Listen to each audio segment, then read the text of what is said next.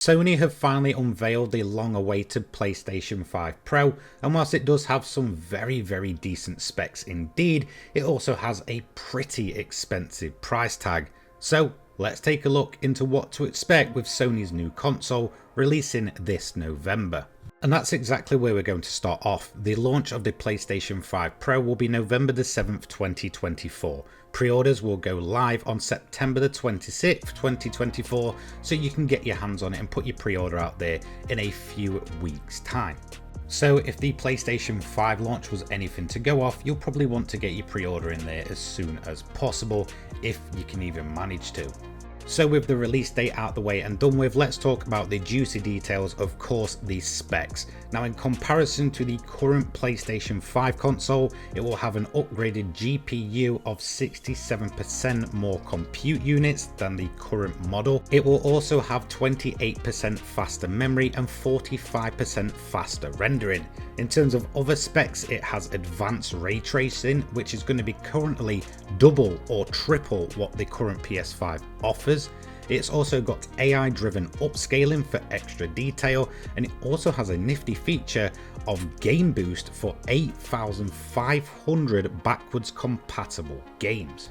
So at least in terms of the specs, this is a fairly solid jump from the current PlayStation 5, and that really does make it a pretty worthy investment, especially if you want the best experience from your PlayStation games. There's also a bunch of supported titles that are going to be labelled as PS5 Pro Enhanced. Some of these titles included in the Enhanced collection are going to be the likes of Alan Wake 2, Hogwarts Legacy, Gran Turismo 7, Spider-Man 2, The Last of Us Part 2, and many more. Another thing that you may be able to notice from the images of the console itself is that it very much fits into the current lineup of PlayStation 5 consoles and accessories. It pretty much follows the theme, which is the typical bright white and the sort of black to it as well.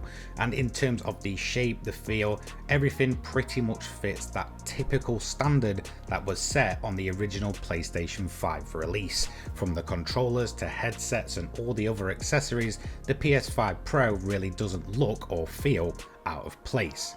So built into the package that you will receive will be the PlayStation 5 Pro console, the DualSense controller, and Astro's Playroom pre-installed. Pretty much what we see with the current PlayStation 5, nothing else really different there.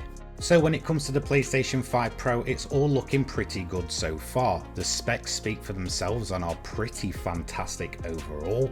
In terms of other things, we do have the likes of PS5 Pro Enhanced games, as well as game boost for 8,500 extra titles.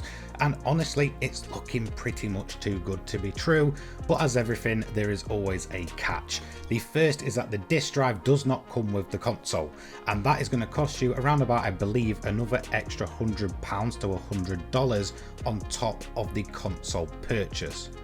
Now, for someone like me that doesn't necessarily have physical discs for the PlayStation 5, this isn't really going to be an issue, but not everybody is the same, and there's a lot of people out there that want the physical discs so that when they're done with a game, they can just go ahead and sell it. If you want to do that, you're paying extra on top.